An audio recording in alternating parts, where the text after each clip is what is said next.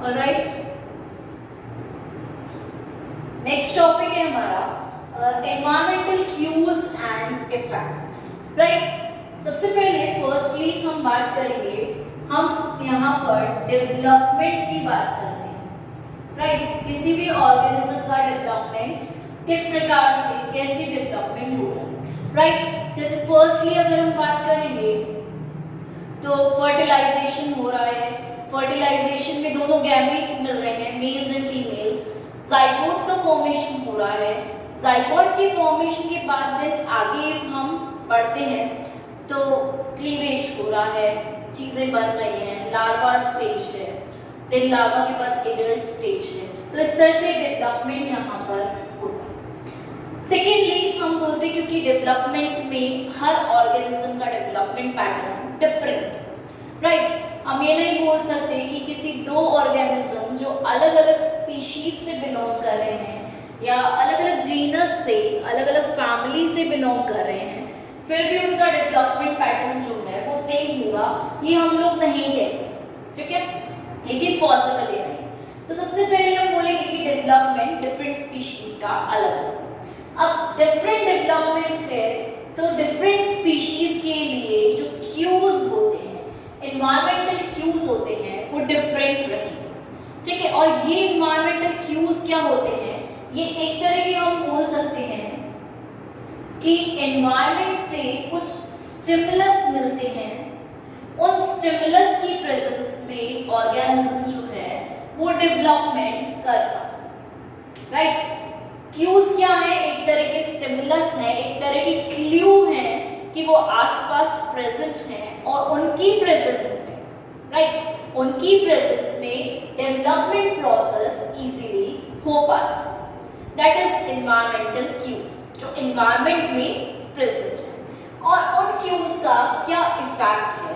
Right, if वो Q कोई organism ले रहा है, दैट मीन्स उस क्यू को ऑर्गेनिज्म इफ एक्सेप्ट करता है तो उसका रिजल्ट क्या होगा, आगे उसका क्या इफेक्ट रह सकता है, उसकी हम यहाँ पर बात करेंगे। सो जस्ट इसमें हम सिर्फ नॉर्मली यही बोलेंगे कि आसपास के एनवायरनमेंट में क्या क्यू है और वो क्यू एनवायरनमेंट में जो ऑर्गेनिज्म प्रेजेंट है वो कैसे ले रहा है, कैसे रिसीव कर रहा है, एंड सेकेंडली उसको रिसीव करने के बाद उसका क्या इफेक्ट है। दैट मीन्स वो डेवलपमेंट पैटर्न शो कर रहा है या नहीं कर रहा।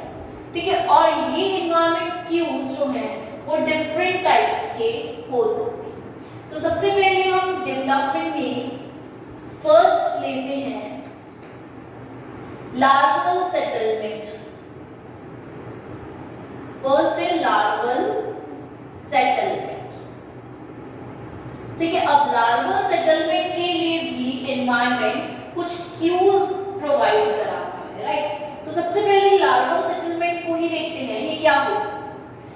Firstly larval settlement is settlement of larva. Right, कहीं पे भी लार्वा का सेटलमेंट, चाहे वो हम बोलेंगे किसी सबस्ट्रेट पे हो सकता है, किसी प्रे पर हो सकता है, बट सेटलमेंट है कहीं ना कहीं नीचे। राइट, वो सेटलमेंट के लिए प्लेस कुछ भी हो सकता है। राइट, जगह कुछ भी हो सकती है, चाहे सबस्ट्रेट हो, प्रे हो, कहीं ना कहीं उस लार्वा को सेटल होना जरूरी। अब सेकेंडली सेटलमेंट लार्वा का कौन से लार्वा का होगा, जो कि फ्री स्विमिंग स्टेज में प्रेजेंट है प्लस मेराइन है। राइट, मोस्टली मेराइन लार्वास का सेटलमेंट होता है, नीचे सेटल होते हैं। अब सेटलमेंट क्यों हो रहा है, क्यों सेटलमेंट करवाया जा रहा है, ताकि उसमें मेटामॉर्फोसिस हो सके। राइट, ग्रोथ हो सके, चेंज हो सके, मेटामॉर्फोसिस हो सके, इसलिए लार्वा का सेटलमेंट करवाया जाता है। This is clear to all that larval settlement क्या प्रोसेस है, क्यों करवाया जा रहा है एंड कैसे लार्वा का सेटलमेंट होगा। लार्वा मोस्टली हमें फ्री स्विमिंग स्टेज में ही मिलेगा। अब नाउ हम बात करते हैं लार्वल सेटलमेंट में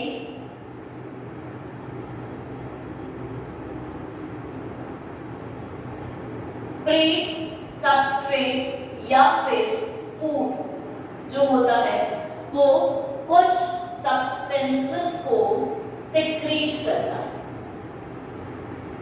राइट।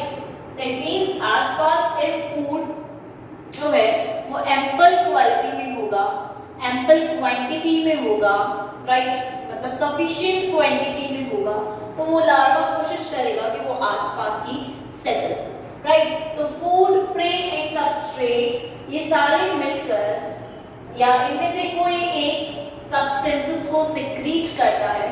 उन सब्सटेंसेस के सिक्रीशन के कारण ही वो लार्वा वहां पर सेटल हो पाता है, उस प्लेस पर नीचे बॉटम में सेटलमेंट कर पाता है, एंड देन फिर इसमें डेवलपमेंट होता है, राइट। That means Metamorphosis.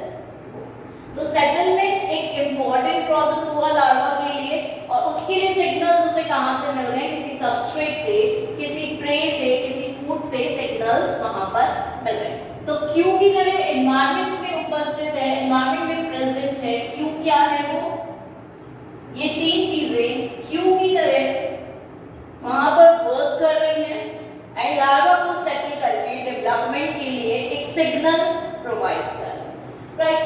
अब जब हम इसमें देखते हैं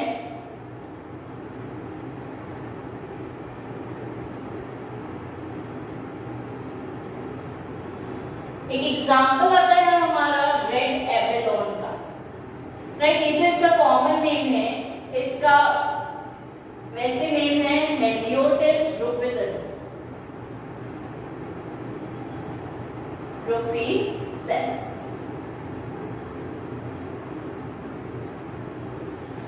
राइट। ये रेड एबेलोन है और ये हमारे कांटेक्ट में रहता है रेड एल्गी की,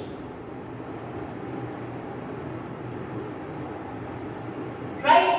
दैट मींस रेड एबेलोन है, कांटेक्ट में किसके रहता है? हेलियोटिस रूफिसेंस, रेड एल्गी की। और जब ये दोनों आपस में कांटेक्ट में रहते हैं, एक दूसरे के कांटेक्ट में आते हैं, तो क्या होगा? वहां पर सेटलमेंट हो पाएगा इसके लार्वा का। जैसे ही ये इसके कांटेक्ट में आया, ये यहीं पे ही सेटल हो जाएगा और यहाँ पे सेटल होके ही अपने प्रोसेस को आगे कंटिन्यू करेगा, डेवलपमेंट को आगे जाकर कंटिन्यू, राइट। तो इस तरह से इनका सेटलमेंट यहाँ होगा। अब सेकेंडली हम बोलते हैं कि सेटलमेंट क्यों हो रहा है, ये जो सेटलमेंट है ये प्रोसेस क्यों हो रहा है? ये तो हमने बोल दिया मेटामॉर्फोसिस है, करवाना है उसे, आगे जाकर चेंज होना है, उसे डेवलपमेंट करना है, इसलिए सेटलमेंट हो रहा है। पर कोई रीजन भी होगा इसके पीछे, कि जरूरी थोड़ी है कि सारे के सारे लार्वा ही वहां जाकर सेटल हो। तो उसके पीछे मेन रीजन ये रहता है कि वहां पर जो रिसेप्टर होता है वो जी प्रोटीन का होता है, राइट। दैट मींस हम बोलेंगे कि इसका जो लार्वा है उसमें रिसेप्टर्स रहते हैं जी प्रोटीन वाले, राइट, जी कपल्ड प्रोटीन वाले रिसेप्टर्स रहते हैं, राइट। और इन रिसेप्टर्स पे जैसे ही कोई सब्सटेंस सिक्रीट होता है, या हम बोल सकते हैं कोई सॉल्यूबल मॉलिक्यूल हमारा सिक्रीट होता है यहाँ से, तो इन रिसेप्टर्स पे ये बाइंड करता है, और जैसे ही इन रिसेप्टर्स पे बाइंड करेगा तो क्या होगा? आगे सिग्नलिंग, एंड सिग्नलिंग के कारण वहाँ डेवलपमेंट या मेटामॉर्फोसिस जैसे चेंज ऑर्गेनिज्म में हमें अवेलेबल होंगे या हमें देखने को मिलेंगे, ऑब्जर्व होंगे, right. So it is just based on the receptor G protein or G coupled protein receptor, right? That means if वहाँ पर receptor में mutation होता है या receptor is not normal, normally उसका function नहीं रहता है, तो वहाँ पर उस केस में वो प्रोटीन को बाइंड नहीं कर पाएगा या इन मॉलिक्यूल्स को लिगेंड की तरह बाइंड नहीं करवा पाएगा, and as a result development नहीं हो पाएगा, राइट। मेटामॉर्फोसिस चेंज नहीं हो पाएगा, वो लार्वा ही रह जाएगा, एडल्ट में चेंज नहीं हो पाएगा। So this is all about larval settlement, और इसका बेस्ट एग्जांपल हम देते हैं तो इसी को देते हैं कि ये सेटल कहाँ हो रहा है, किससे कांटेक्ट कर रहा है और किस तरह से फिर आगे ग्रोथ कर रहा है, राइट। तो ये चीज हमें क्लियर है।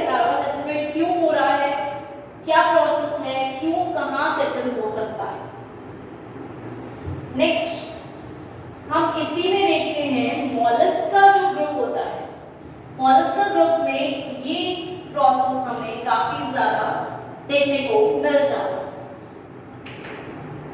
सो मॉलस्क का भी कुछ एग्जाम्पल्स हम ले लेते हैं, उनके बेसिस पर हम बताएंगे, राइट।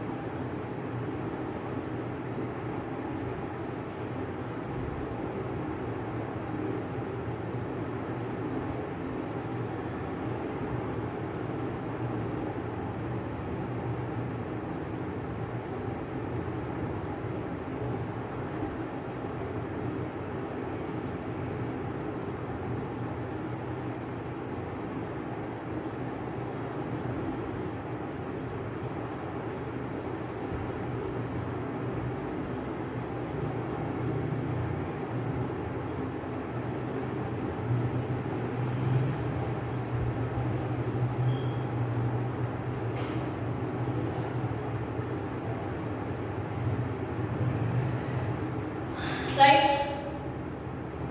दैट मीन्स हम लार्वल सेटलमेंट मोलस्का में भी काफी वाइड वेराइटी में विजिबल होता है।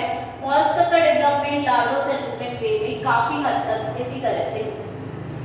सेकेंडली जो चीज हम बोलते हैं कि ये 6 एग्जांपल्स हैं, लेकिन हमें मोलस्का में काफी वाइड रेंज ऑफ एग्जांपल्स देखने को मिलेंगे जहां पर इस तरह से डेवलपमेंट हो रहा है, एनवायरमेंटल क्यूज मिल रहे हैं।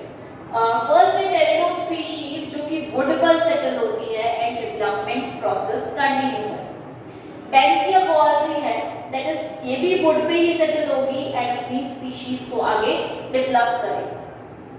एप्लीसिया कैलिफोर्निका जो है ये लॉरेसिस पैसिफिका स्पीशीज पर सेटल होती, कांटेक्ट में आती है और फिर इनमें डेवलपमेंट प्रोसेस होता है। नेक्स्ट हम बात करेंगे माइटिलस एड्यूलिस है, ये हमारे फिलामेंटस एल्गी पर सेटल होती है और वहीं पर इसका ये प्रोसेस कंटिन्यू रहेगा। नेक्स्ट भी हम बात करेंगे एप्लीसिया जूलियाना की, तो ये अल्वा स्पीशीज की कांटेक्ट में आती है एंड अल्वा स्पीशीज की कांटेक्ट में आने के साथ साथ ये वहां पर क्या करती है, डेवलपमेंट पैटर्न को कंटिन्यू। ऐसे ही एप्लीसिया पार्वुला है, ये कॉन्ड्रोकोशियस स्पीशीज के साथ कांटेक्ट बनाती है एंड इसकी कई बार स्पीशीज हॉर्नेमानी भी होती है। सो हम उस पर ज्यादा फोकस नहीं भी करेंगे तो भी चलेगा। तो इस तरह से कुछ 6 स्पीशीज हैं जो कि वहां पर मेटामॉर्फोसिस कर रहा है। सो ये बात हुई हमारी लार्वल सेटलमेंट की कि लार्वा सेटलमेंट में कैसे क्यूज मिल रहे हैं एनवायरनमेंट को और इफेक्ट क्या होगा। Development is the ultimate effect. Next second point की हम बात करेंगे ब्लड में।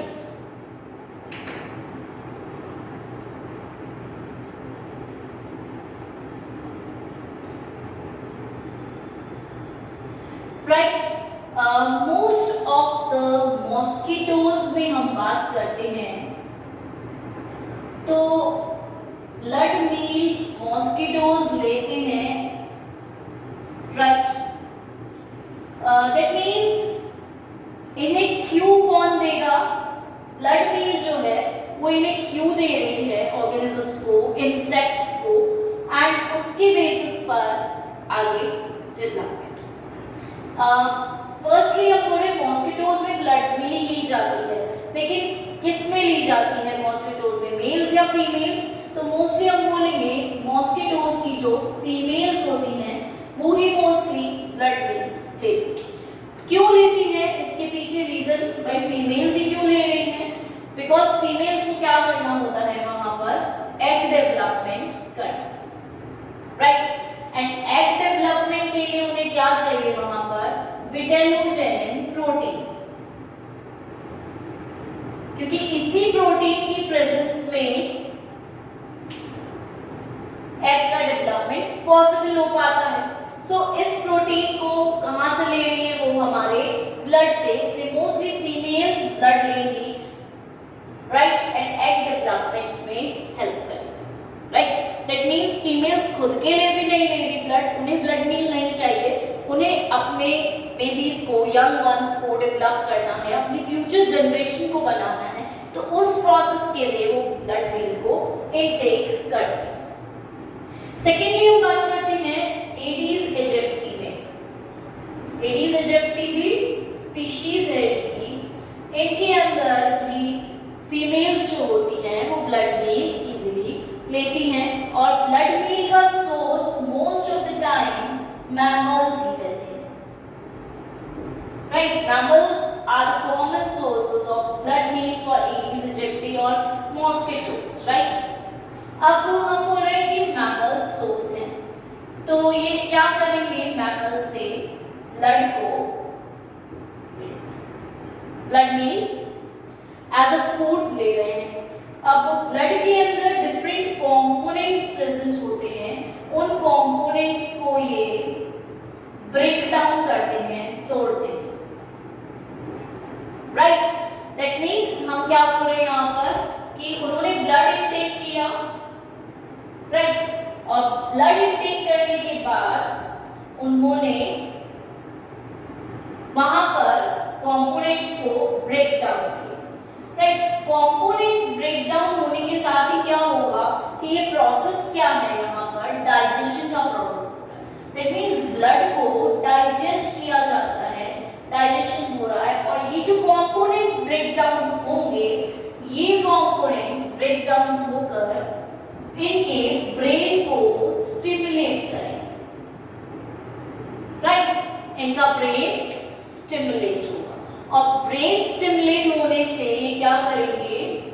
आगे जाकर हॉर्मोन्स होते हैं उनको एक्टिवेट करेंगे, राइट? अब ईडीएनएच और ओईएच जैसे हॉर्मोन्स को ये ब्रेन से स्टिमुलेट करते हैं ताकि ब्रेन इन्हें सिक्रीट कर सके, और इन हॉर्मोन्स का नाम क्या है?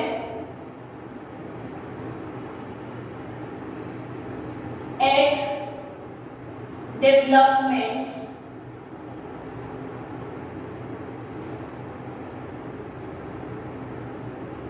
न्यूरोसिक्रीशन hormone,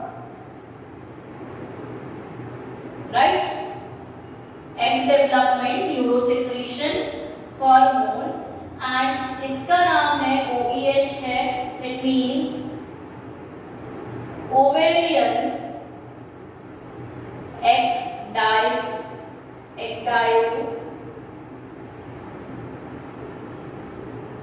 steroidal hormone, right? Ecdysteroidal hormone ovarian है, तो दैट मींस ये हार्मोन सिक्रीट होके इनकी ओवरीज को स्टिमुलेट करेंगे, राइट? इनमें जो ओवरीज उपस्थित है, प्रेजेंट है, उनको स्टिमुलेट करेंगे, एंड ये स्टिमुलेट होने के बाद स्टीरॉइड्स को स्टिमुलेट करेंगी, एंड देन वहां पर टू टाइप की चीजों का फॉर्मेशन होगा। पहली बात तो हम बोलेंगे विटेलोजेनिन प्रोटीन का फॉर्मेशन हो रहा है, एंड सेकेंडली हम बोलेंगे कि फैट बॉडीज जो होती हैं उनका भी फॉर्मेशन, राइट? दैट मींस हम ये भी बोल सकते हैं कि इफ ये विटेलोजेनिन प्रोटीन होगा नहीं या एब्सेंट होता है, तो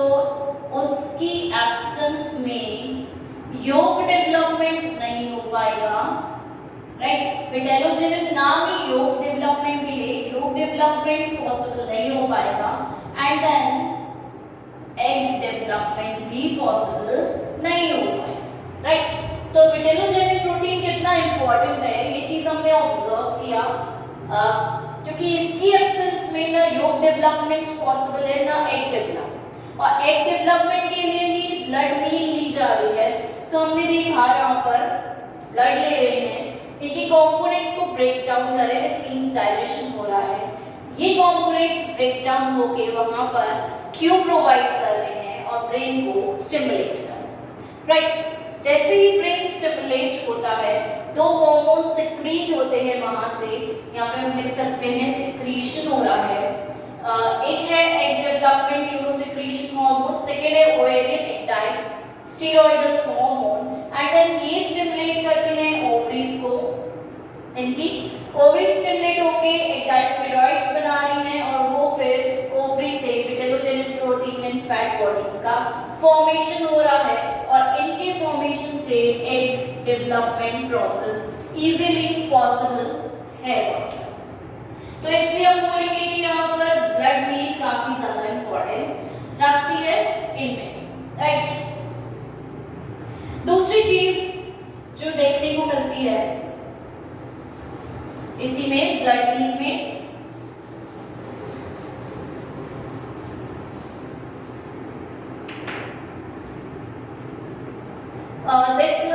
single large dose of blood अगर प्रेजेंट होता है तो ये इजीली मोल्टिंग को इनिशिएट करवा सकता है, स्टार्ट करवा सकता है।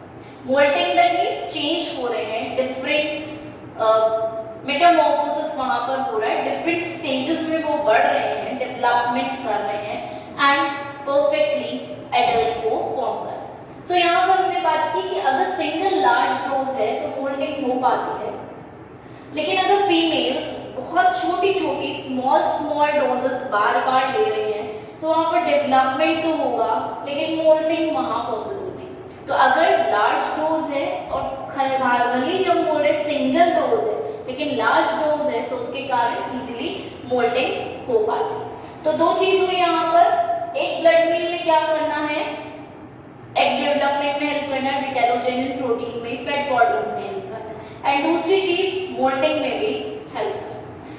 थर्डली हम बात करते हैं, एक स्पीशीज है हमारी यहाँ पर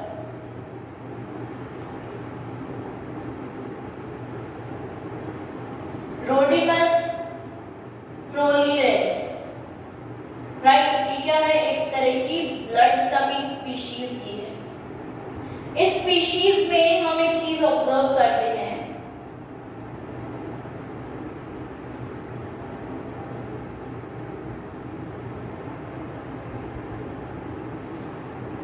दैट मींस ये स्पीशीज ब्लड सकिंग है।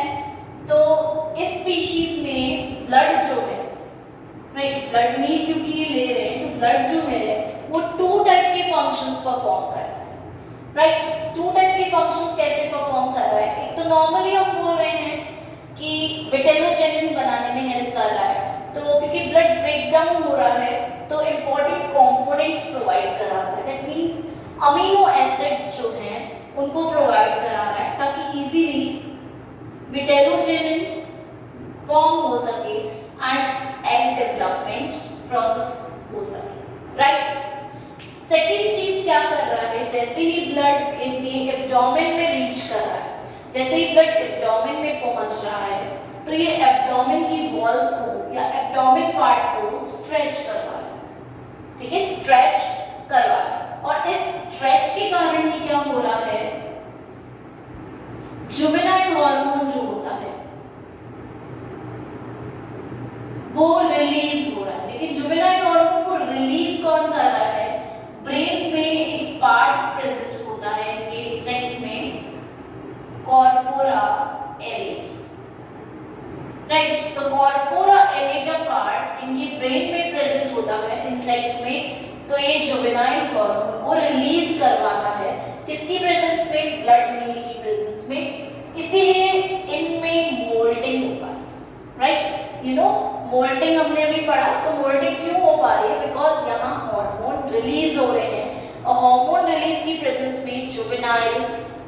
एंड एक्टाइसोन, ये दोनों टाइप के हार्मोन्स ब्रेन रिलीज कर रहा है। सो मोल्डिंग भी हो पा रही है, डेवलपमेंट भी होगा। सो इस तरह से यहाँ पे ब्लड मील जो है एक एनवायरमेंटल क्यू की तरह हेल्प कर रही है एंड वहां पर डेवलपमेंट को प्रोसीड कर रही है। तो इफेक्ट क्या हुआ इसका? Development.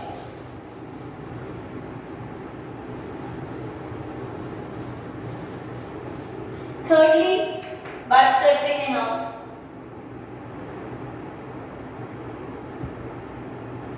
symbiosis in organisms, right? organisms में symbiosis process देखा जाता है। अब symbiosis क्या है कि टू organisms जो होते हैं वो एक दूसरे के कांटेक्ट में रहते हैं, राइट? और उस कांटेक्ट के कारण दोनों एक दूसरे से अटैच हैं, तभी वो डेवलपमेंट कर पाते हैं, राइट? डेवलपमेंट तभी पॉसिबल है जब वो एक दूसरे के कांटेक्ट में है। अगर किसी एक का कांटेक्ट वहां से हट जाता है, रिमूव हो जाता है, तो डेवलपमेंट प्रोसेस नहीं हो पाएगा। दैट मींस दोनों एक दूसरे को एक तरह से सपोर्ट कर रहे हैं, राइट? अब इसमें जब हम एग्जांपल्स की बात करते हैं तो हमारा आता है यूरोपियन स्क्विड की स्पीशीज आती है, जिसका साइंटिफिक नेम होता है यूब्रिम्ना स्कोलोप्स, राइट? यूब्रिम्ना स्कोलोप्स। एंड ये जो हमारा होता है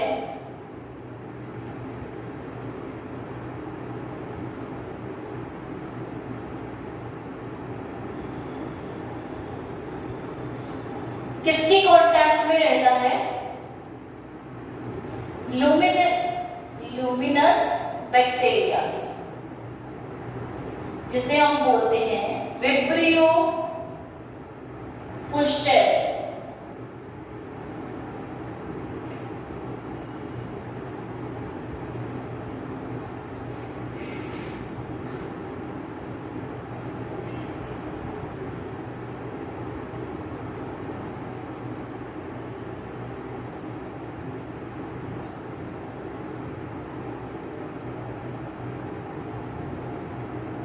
तो ये हमारा फर्स्ट एग्जाम्पल है सिम्बायोसिस इन ऑर्गेनिजम्स में, राइट?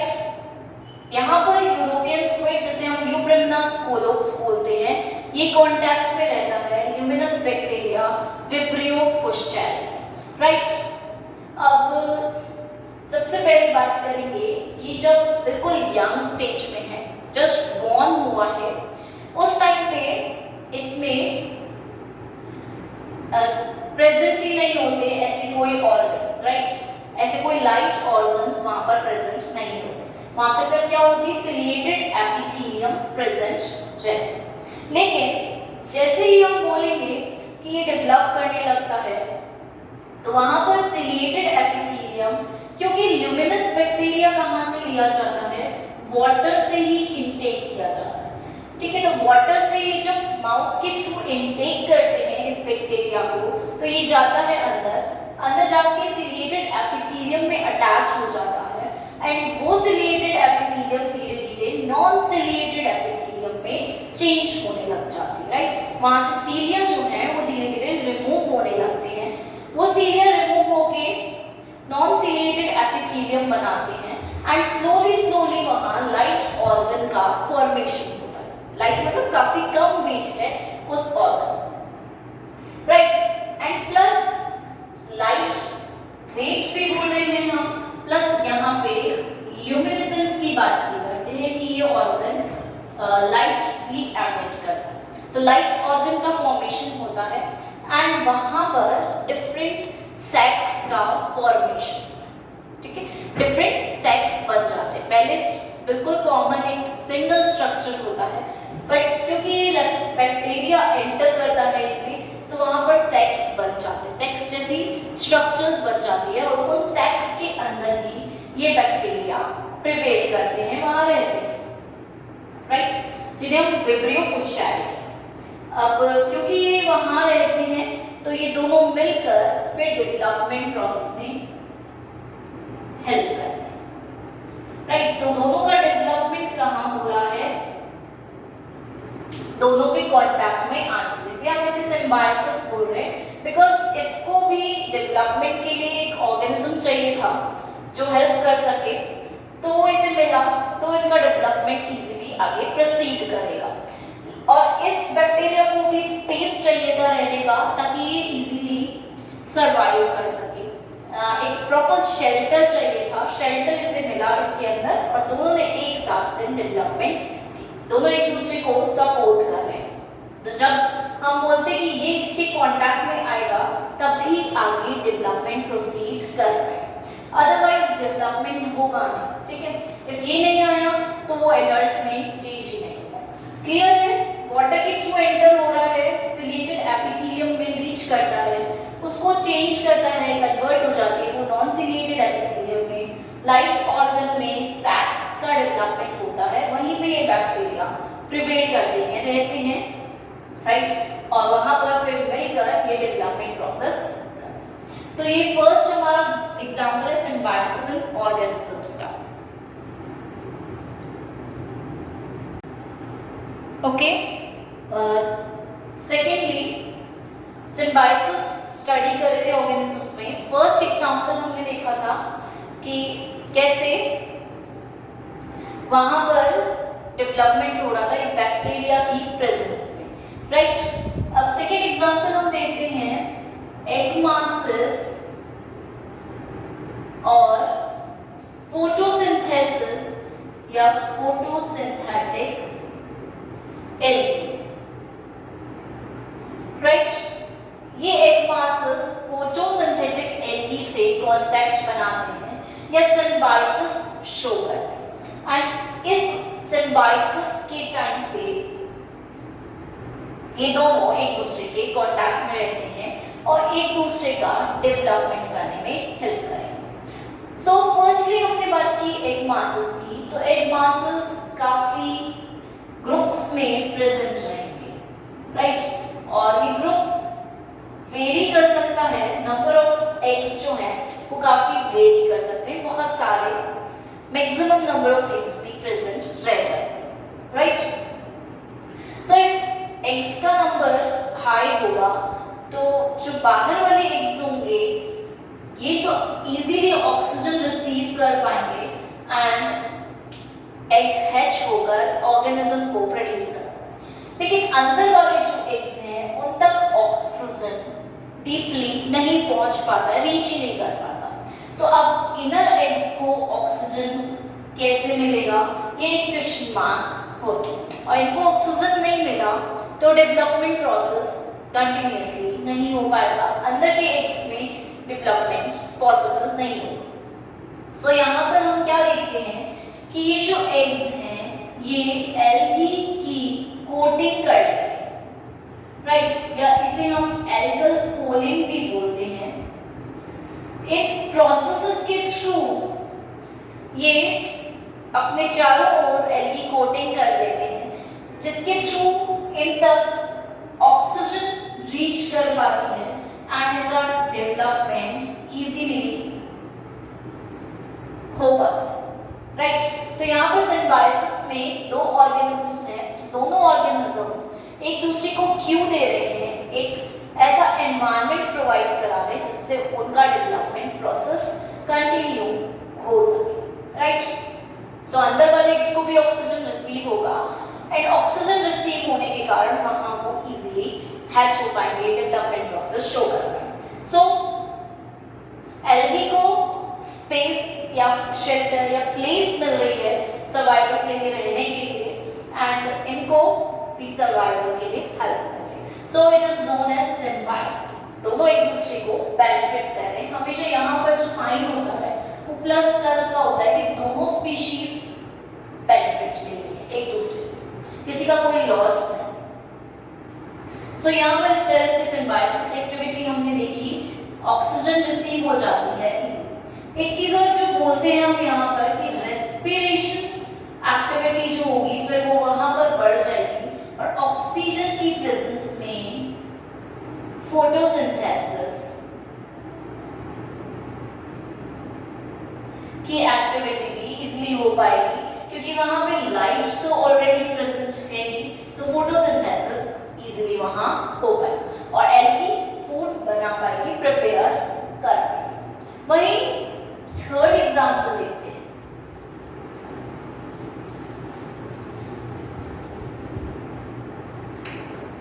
इसी में सिम्बायोसिस में ही लीफ हॉपर का है, राइट, जिसका साइंटिफिक नेम होता है हमारा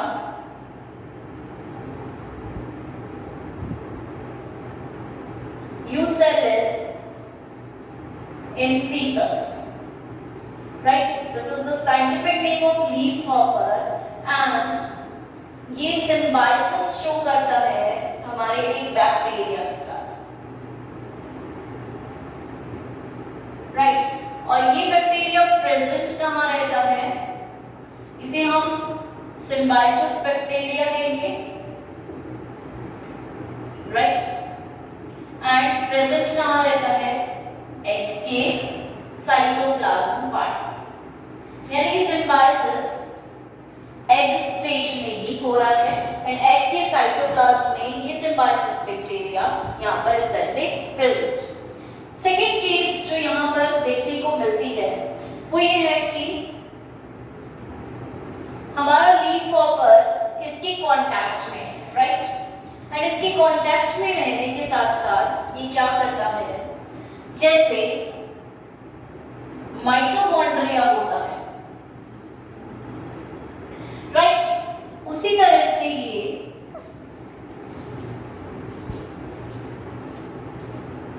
ट्रांसफर होता है नेक्स्ट जनरेशन तक।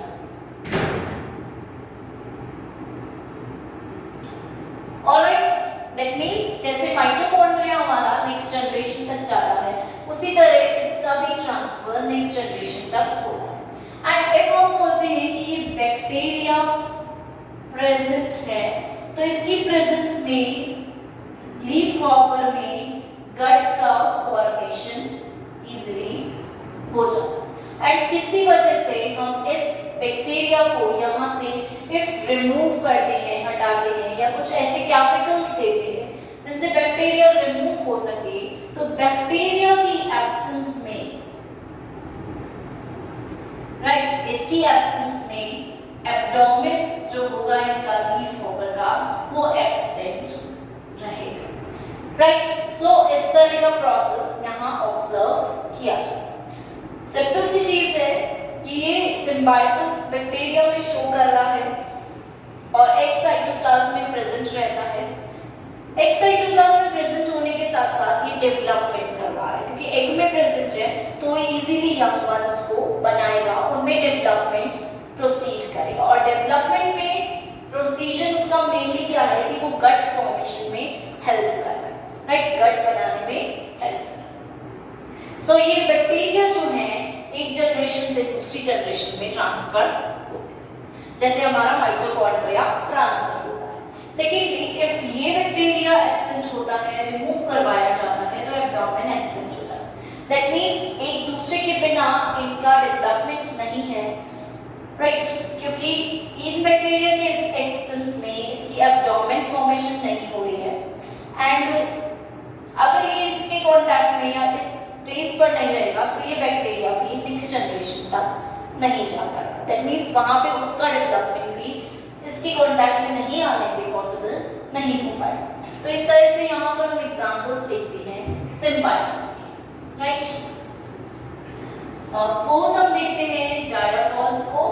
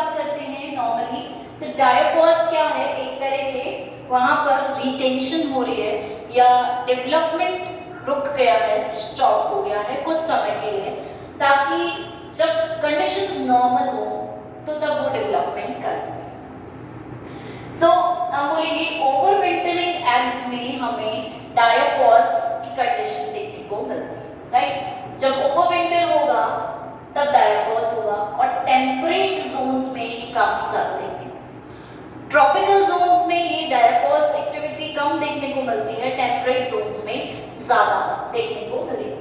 फोटो पीरियड जो है ये डायपॉज को अफेक्ट करता है, यानी कि फोटो पीरियड को हम बोलते हैं कि length of the day and night किस तरह से है, उसके बेसिस पर डायपॉज अफेक्ट होता है, राइट। सो फोटो पीरियड एक तरह से हमारे सीजन्स को भी डिफाइन करता है, तो उस बेसिस पर डायपॉज की कंडीशंस वहां आ सकती हैं। क्रिटिकल डे लेंथ जो होती है वो भी डायपॉज को अफेक्ट करती है। 50% क्रिटिकल डे लेंथ जो है डायपॉज कॉज करती है। दैट मीन्स हम बोलेंगे कि डे लेंथ अगर बहुत ज्यादा है, ठीक है, ज्यादा है, तो 50% स्पीशीज जो हैं वो डायपॉज कॉज कर सकते हैं। सेकेंडली हम बोले डायपॉज कोई बाहर का जो एनवायरनमेंट है वो हार्श एनवायरनमेंट है इस वजह से नहीं है, बस डायपॉज कंडीशन इसलिए आ रही है क्योंकि वहां पर स्टिमुलाई उसे नहीं मिल रहे कि वो चेंज हो सके, डेवलपमेंट कर सके, या एनवायरनमेंट में चेंज आ गया, ठीक है। हम ये नहीं बोल रहे कि बहुत हार्श कंडीशन है, बहुत रफ कंडीशन है, बट ये बोल सकते हैं कि उसे प्रॉपर स्टिमुलस नहीं मिल पा रहा है ग्रोथ के लिए। एंड सेकेंडली एनवायरनमेंट में काफी चेंज आया, इसलिए डायपॉज कंडीशन आ रही है। दैट मींस वो वहां पर सिर्फ रिटेंट कर रही है अपनी डॉर्मेंसी स्टेज में, कोई एक्टिविटी शो नहीं कर रहे, इनएक्टिव स्टेज में है, प्रिपेयर कर रहे हैं उस वक्त अपने आप को कि वो नेक्स्ट स्टेज में जैसे ही उन्हें स्टिमुलस मिले वो ऑटोमेटिकली डेवलप हो जाए, राइट। तो हम बोलते हैं टेम्परेट जोन की स्पीशीज जो है उसके सर्वाइवल के लिए डायपॉज कंडीशन काफी नेसेसरी होती है। टेम्परेट स्पीशीज डायपॉज के अंदर जाते हैं, अपने आप को वहां बचा के रखते हैं एंड देन सर्वाइव इजीली वहां पर कर सकते हैं। नेक्स्ट हम बात करते हैं कि एग्जांपल्स की, तो यहाँ पर हमारा एग्जांपल आता है बॉम्बिक्स मोरिका एंड जिप्सी मॉथ का, जो कि लिमेंटिया डिस्पार है, ठीक है। ये दोनों स्पीशीज ही डायपॉज के अंडर हो जाती हैं, डायपॉज प्रोसेस को परफॉर्म करती हैं एंड देन जब विंटर कंडीशंस नॉर्मल हो जाती हैं, जब उन्हें प्रॉपर स्टिमुलस मिलता है तो वो प्रॉपर्ली आगे जाकर ग्रोथ करती है। तो यहाँ पर एनवायरमेंटल क्यू क्या है, एनवायरमेंटल क्यू कहाँ से मिल रहा है, स्टिमुलस से या फिर फोटो पीरियड से या फिर विंटर, दैट मींस सीजन से उन्हें क्यों मिल रहा है कि उन्हें आगे डेवलपमेंट करना है, स्टॉक करना है, प्रिपेयर करना है खुद को। तो इस तरह के एनवायरमेंटल क्यूज वहाँ ऑब्वियसली आसानी से देखने को मिलते हैं। नेक्स्ट हम फिफ्थ एनवायरमेंटल क्यू की बात करते हैं, तो वो हमारा आता है gravity and pressure, right. Gravity के बेसिस पर भी हम बोलते हैं कि डेवलपमेंट जो है वो पॉसिबल होगा। सो हम बोलते हैं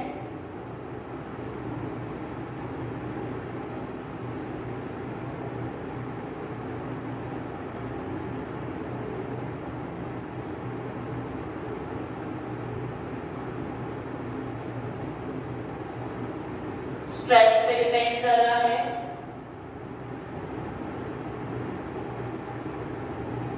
मूवमेंट ऑफ एम्ब्रियो पे डिपेंड कर रहा है,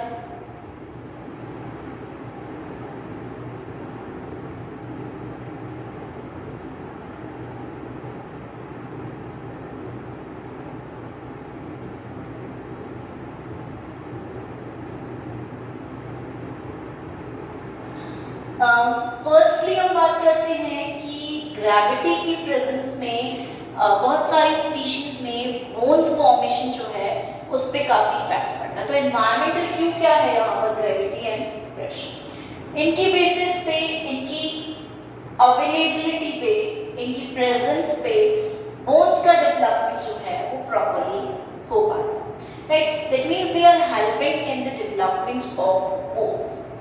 सेकेंडली हम बोल रहे हैं कि जब बोन्स का फॉर्मेशन हो रहा है तो ये चीज स्ट्रेस पे डिपेंड कर रही है। Pressure is a kind of stress, कि स्ट्रेस आ रहा है एनवायरनमेंट से, तो उसके कारण बोन्स डेवलप हो पा रही है वहां पर। एंड मूवमेंट ऑफ एम्ब्रियो पर भी डिपेंड कर रहा है कि एम्ब्रियो के अंदर का मूवमेंट किस प्रकार से, क्योंकि बोन डेवलपमेंट किस टाइम पे होगा, एम्ब्रियोजेनेसिस के टाइम पे, एम्ब्रियो फॉर्मेशन के टाइम पे। ऐसा तो है नहीं कि हम बॉर्न हो गए और उसके बाद हमारी बोन्स फॉर्म हो रही है, नॉट पॉसिबल, राइट। तो एम्ब्रियो में मूवमेंट किस तरह से है, वो मूवमेंट किस पे डिपेंड करता है, जस्ट हमारे ग्रेविटी पर, राइट। ग्रेविटी किसे नीचे ला रही है, कौन से कंपोनेंट्स को नीचे की तरफ ला रही है एम्ब्रियो में, एंड कौन से कंपोनेंट्स को ऊपर ले जा रही है। सो ग्रेविटी पर मोस्ट ऑफ द बोन्स का फॉर्मेशन डिपेंड करता है, एक तो स्ट्रेस के बेसिस पर, एक मूवमेंट के बेसिस पर, इनडायरेक्टली ये डिपेंड हो रहा है। सेकेंडली हम बात करते हैं हमारे चिक के एक्सिस फॉर्मेशन में, फ्रॉग की एक्सिस फॉर्मेशन में देखते हैं हम कि ग्रेविटी एंड प्रेशर एक इम्पॉर्टेंट रोल वहां पर भी प्ले करते हैं एक्सिस को बनाने में, राइट। कि एक्सिस कैसी बनती है, एंटीरियर पोस्टीरियर एक्सिस है या फिर डॉर्सल वेंट्रल एक्सिस है, तो किस तरह से उसका फॉर्मेशन। सेकेंडली हम ह्यूमंस में बात करते हैं बोन फॉर्मेशन की। तो ह्यूमन में जो पटेला, नी कैप होता है, पटेला बोलते हैं उसे हम बोन को, उसका जो फॉर्मेशन है वो टोटली डिपेंडेंट है ग्रेविटी एंड प्रेशर पे, राइट।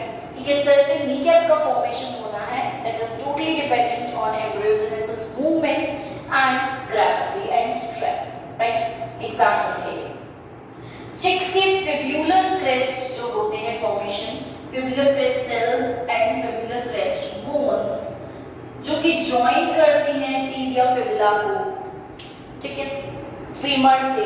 तो ये जो बोन्स हैं, ये जो क्रेस्ट है, इनका फॉर्मेशन भी totally dependent on gravity and pressure, ठीक है, कि किस तरह से इन्हें फॉर्म होना है, ये पूरा प्रोसेस इस पे डिपेंडेंट। तो मोस्ट प्रोबेबली हम बोल सकते हैं कि बोन्स की फॉर्मेशन के लिए ये इन्वायरमेंटल क्यू है एंड इनका इफेक्ट क्या होता है, ये डेवलपमेंट कराता है।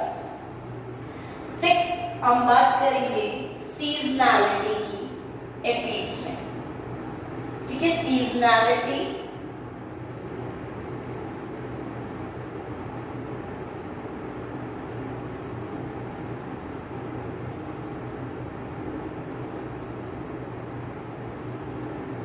Seasonality and sex determination in aphids. पहली बात तो एफिड्स क्या होते हैं, एफिड्स हमारे एक टाइप के इंसेक्ट्स होते हैं, राइट, बिल्कुल छोटे छोटे स्मॉल इंसेक्ट्स एफिड्स कहलाते हैं। इनमें सीजन्स के बेसिस पर सेक्स डिटर्मिनेशन होता है, दैट मींस सेक्स फॉर्मेशन, कि मेल का फॉर्मेशन होगा या फीमेल का फॉर्मेशन होगा, सीजन डिसाइड करता है। दैट मींस एनवायरमेंटल क्यू क्या हुआ यहाँ पर, season, and season he basis है इनको या इनकी सेक्स को डिटरमाइन करने। तो सबसे पहले हम बात करते हैं इनमें डिफरेंट सीजन्स की, राइट।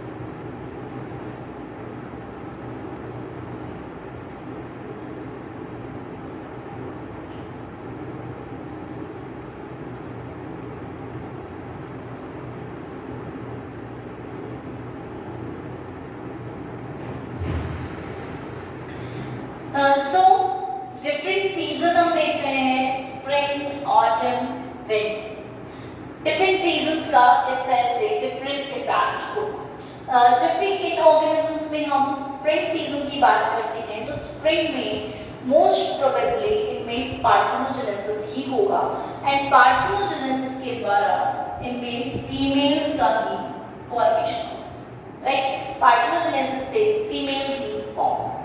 सेकेंडली हम ऑटम सीजन की बात करते हैं, तो ऑटम सीजन में हमारे इसमें एफिड्स में फीमेल्स का फॉर्मेशन रहता है, राइट, एंड इनमें भी फीमेल्स बाद में ये फीमेल्स मेल्स और फीमेल्स दोनों टाइप के ऑर्गेनिजम्स को बर्थ दे सकती हैं, ठीक है। दैट मींस ये जो एग रिलीज करेंगे उनसे मेल्स भी प्रोड्यूस हो सकते हैं, फीमेल्स भी प्रोड्यूस हो सकते हैं। तो ऑटम सीजन में फीमेल्स हैं लेकिन दोनों टाइप के ऑर्गेनिजम्स को बाद में वो प्रोड्यूस करने की कैपेसिटी रखते हैं।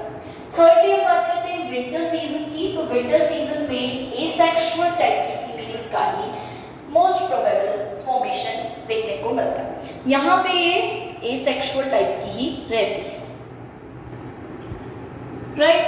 तो इस तरह से सीजन्स में, डिफरेंट सीजन्स में डिफरेंट टाइप के ऑर्गेनिजम्स अवेलेबल है। अब एक साइकिल देखते हैं हम, इस साइकिल के बेसिस पर हमें काफी चीजें पता चल जाएंगी।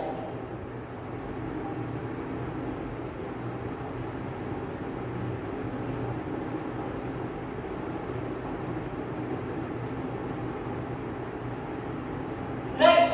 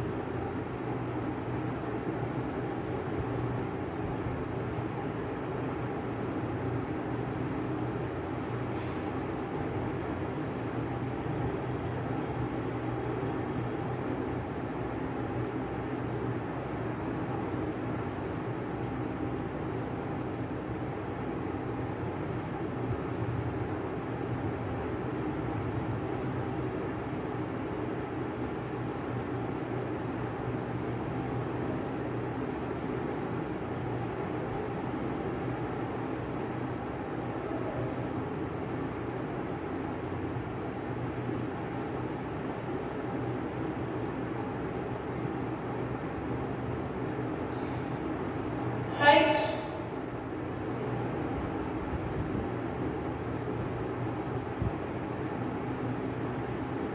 सो इस तरह से हम प्रोसेस देखते हैं। स्प्रिंग में हम देख रहे हैं, स्प्रिंग सीजन में पार्थिनोजेनेसिस के द्वारा फीमेल्स का फॉर्मेशन, राइट।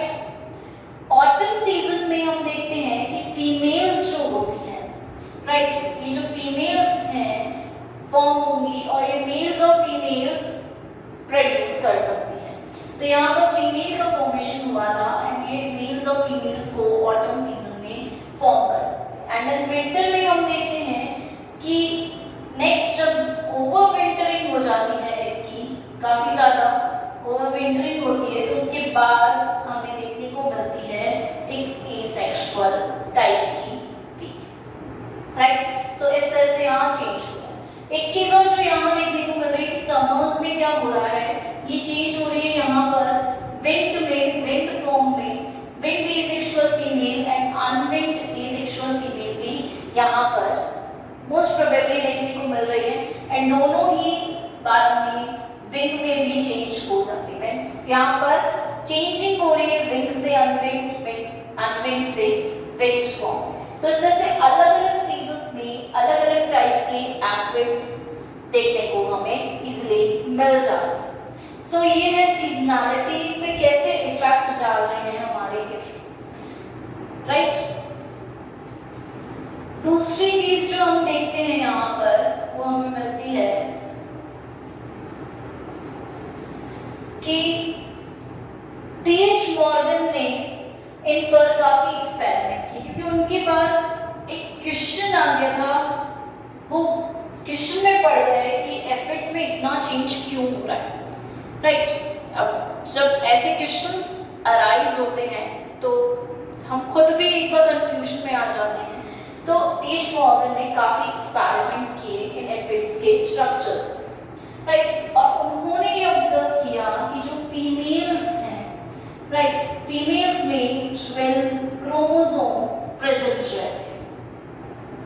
फीमेल्स में, चाहे वो एसेक्सुअल फीमेल हो चाहे वो सेक्सुअल फीमेल हो, फीमेल्स में 12 क्रोमोसोम्स प्रेजेंट हैं, राइट। एंड जब मेल्स की बात की उन्होंने, तो मेल्स में उन्होंने बोला कि 10 क्रोमोसोम्स प्रेजेंट। फिर जब इन क्रोमोसोम्स का आगे नेक्स्ट जनरेशन में एंट्री होती है तो ये तो 6 और 6 में ही होते हैं, लेकिन ये 6 और 4 में चले जाते हैं। 4 क्रोमोसोम वाले जो सेल्स होते हैं वो वहीं पे डिग्रेड हो जाते हैं या डीजनरेट हो जाते हैं, हम कह सकते हैं। लेकिन 6 वाले नेक्स्ट में एंटर कर जाते हैं, राइट, एंड ऑर्गेनिज्म को फॉर्म करते हैं। दैट मींस उनका क्रोमोसोम कंपोजिशन जो है मेल्स और फीमेल्स का काफी डिफरेंट है, अलग तरीके से फॉर्मेशन है। इसलिए हम यहाँ पर बोलते हैं कि चेंजेस काफी ज्यादा ऑब्जर्व कर सकते हैं हम यहाँ। तो नॉर्मली हम बोल सकते हैं यहाँ पर कि फीमेल्स में 12 हैं एंड मेल्स में 10 क्रोमोसोम्स हैं। 10 में से 4 तो यूं ही चले जाते हैं, काम नहीं आते हैं, 6 वाले काम आते हैं, ठीक है, फॉर्मेशन करते हैं, राइट। एक डायग्राम के थ्रू भी हम एक बार इस चीज को देख लेते हैं कि यहाँ पर हमारे पास एक ओवरविंटरिंग एग प्रेजेंट है, राइट, जो कि विंटर से आया है, जिसे हम बोलेंगे ओवरविंटरिंग एग। नेक्स्ट जनरेशन में जब ये जाता है तो ये एसेक्सुअल स्टेम मदर फॉर्म करता है, राइट। देन आगे जब हम इसका देखते हैं तो यहाँ पर ये 12 क्रोमोसोम्स वाला ही प्रेजेंट है, इसे हम बोलेंगे पार्थेनोजेनेटिक एग। वो ओवरविंटरिंग था, ये पार्थेनोजेनेटिक एग है। अब इस पार्थेनोजेनेटिक से फीमेल फॉर्म होगी, राइट। एंड ये फीमेल जो है ये हमारी 12 क्रोमोसोम्स वाली है, ठीक है। तो ये फीमेल आगे जाकर फीमेल्स को भी फॉर्म करेगी एंड मेल्स को भी फॉर्म करेगी। तो जब हम फीमेल्स की बात करते हैं तो फीमेल्स में 12 क्रोमोसोम्स प्रेजेंट है, मेल्स में यहाँ पर 10 क्रोमोसोम्स प्रेजेंट, ठीक है, गैमेट्स में 12 क्रोमोसोम्स जब हैप्लॉइड फॉर्म में जाएंगे सो 6 क्रोमोसोम्स फॉर्म, सेल्स अलग अलग हो जाएंगे। 10 क्रोमोसोम्स जब हैप्लॉइड स्टेज में जाएंगे तो ये एक तो 4 क्रोमोसोम्स, एक में 6 क्रोमोसोम्स फॉर्म करेंगे। ये दोनों 6 क्रोमोसोम्स मिलकर क्या करेंगे, इस तरह से यहाँ आ जाए और ये डीजनरेट हो जाएंगे, कोई प्रोसेस आगे फॉर्म नहीं होगा। दैट मींस यहाँ हमने देखा ओवरविंटरिंग एग था, 12 क्रोमोसोम्स प्रेजेंट थे, एसेक्सुअल स्टेम मदर इसे हम कह रहे थे। जब पार्थेनोजेनेसिस का टाइम आया उस टाइम पे पार्थेनोजेनेटिक एग है। अब नेक्स्ट में क्या हुआ, नेक्स्ट सीजन में फीमेल का फॉर्मेशन हुआ। इस फीमेल ने फीमेल्स एंड मेल्स दोनों को फॉर्म किया। फीमेल्स में 12 क्रोमोसोम्स, मेल्स में 10। 12 में से हैप्लॉइड कंडीशन में जाते 6 यहाँ से, 10 में से हैप्लॉइड कंडीशन में जाते 6 यहाँ से, एंड देन अगेन ओवरविंटरिंग एग। सो इस तरह से चीजें चेंज हो रही है। साइकिल में चल रही हैं, प्रॉपर साइकिल यहाँ पर फॉर्म हो रहा है, राइट। सो इस तरह का साइकिल हमें देखने को मिलता है। क्लियर? 4 क्रोमोसोम्स जो होंगे वो डीजनरेट हो जाएंगे, किसी यूज में नहीं है। थर्डली एक स्पीशीज और देखते हैं हम यहाँ पर, जिसके अंदर टेम्परेचर का रोल रहता है, राइट। टेम्परेचर डिसाइड करता है कि उसे किस तरह से फॉर्म होता है, एंड वो स्पीशीज हमारी आती है मेगोरा विशिएसी। मेगोरा विशिएसी स्पीशीज है, टेम्परेचर पे इनकी ग्रोथ डिपेंडेंट है, राइट। टेम्परेचर कैसा होगा उस चीज पर डिपेंड कर। सबसे पहले बात करेंगे लो या हाई टेम्परेचर की, एंड यहाँ बात करेंगे medium temperature. If temperature medium है तो मेल्स का फॉर्मेशन होता है, राइट, मेल्स बनते हैं। लो या हाई टेम्परेचर है तो ये टेम्परेचर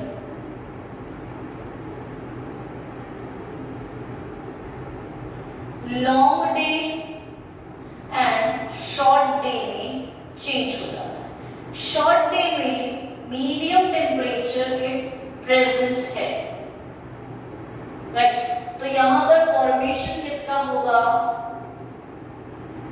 सेक्सुअल फीमेल का। अब लॉन्ग डे की बात करते हैं। लॉन्ग डे में इफ टेम्परेचर लो है या लो टेम्परेचर प्रेजेंट है, प्लस हम बोल सकते हैं क्राउडिंग है, तो फॉर्मेशन होगा हमारी विंग्ड एसेक्सुअल फीमेल का, राइट। एंड यहां पर इफ आइसोलेशन है एंड हाई टेम्परेचर है तो wingless asexual female का formation। That means temperature पर काफी चीजें डिपेंड कर रही हैं। That means medium temperature है तो males की फॉर्म हो रहे हैं, हाई और लो टेम्परेचर है तो उसमें फीमेल्स का फॉर्मेशन। टेम्परेचर पर चीज डिपेंड कर रही है। सेकेंडली फोटो पीरियड पर भी चीज डिपेंड कर रही है, राइट, कि डे लेंथ कैसी है, शॉर्ट डे है या long day. If short day and medium temperature है तो formation no doubt sexual females का ही हो। शॉर्ट डे की कंडीशन में फॉर्मेशन किसका हो रहा है? फीमेल्स का, वो भी सेक्सुअल फॉर्म का। इफ हम बोले लॉन्ग डे है, काफी लॉन्ग, तो लॉन्ग डे को अगेन 2 टेम्परेचर बेसिस पर डिवाइड किया गया। इफ टेम्परेचर लो होता है लॉन्ग डेज में, दैट मींस नाइट कैसी है? शॉर्ट है, एंड टेम्परेचर काफी लो है। इस कंडीशन में अगर ये क्राउडिंग शो करते हैं, क्राउडिंग के टाइम पे ये विंग्ड फॉर्म में डेवलप होते हैं। और विंग्ड भी कौन सी फॉर्म है? एसेक्सुअल फॉर्म है, राइट। एसेक्सुअल फीमेल्स बनेगी विंग्ड फॉर्म वाला। लेकिन अगर आइसोलेशन में है, अलग अलग सेपरेटेड है और हाई टेम्परेचर इन्हें प्रोवाइड होता है शॉर्ट डे साइकिल में, तो हमने साफ साफ बोला कि सेक्सुअल फीमेल ही बने। लेकिन लॉन्ग डे साइकिल में हाई टेम्परेचर प्रोवाइड होने पर, आइसोलेशन प्रोवाइड होने पर विंगलेस एसेक्सुअल फॉर्म्स डेवलप होती है। दैट मींस फीमेल्स की विंगलेस फॉर्म यहाँ डेवलप होती है। तो इस तरह से यहाँ पर टेम्परेचर और फोटो पीरियड दोनों डिपेंड कर रहे हैं इनमें, और सेक्स को डिटरमाइन कर रहे हैं कि मेल्स होंगे या फीमेल्स होंगे, राइट। तो इस तरह से यहाँ पर टेम्परेचर एनवायरनमेंट क्यूज दे रहा है और एनवायरनमेंट क्यूज के बेसिस पर आगे डेवलपमेंट प्रोसेस प्रोसीड कर रहा है, right. So this process importance रखता है काफी ज़्यादा। क्यों इंपॉर्टेंस रखता है ये हमें पता चल चुका है कि एनवायरनमेंट से कुछ भी क्यू मिले, ऑर्गेनिज्म उस क्यू को एक्सेप्ट करता है, उसके अकॉर्डिंगली डेवलप होता है। जैसा क्यू मिल रहा है उसके अकॉर्डिंगली ही उनका डेवलपमेंट प्रोसेस रहता है।